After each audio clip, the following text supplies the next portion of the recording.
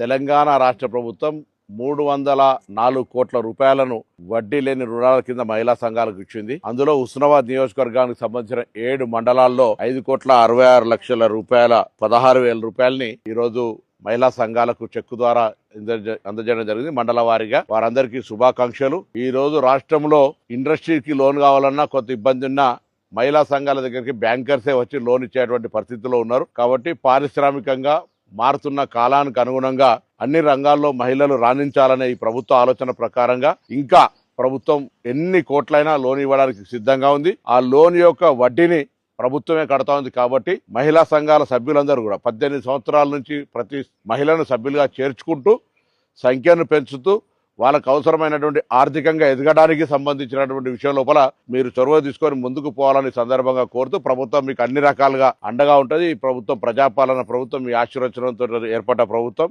ఆడబిడ్డలందరినీ ఆర్థికంగా ఎదగాలి అనేటువంటి ఆలోచనతో చూస్తున్న ఈ ప్రభుత్వం సందర్భంగా మీ అందరికీ మరొకసారి హార్దిక శుభాకాంక్షలు.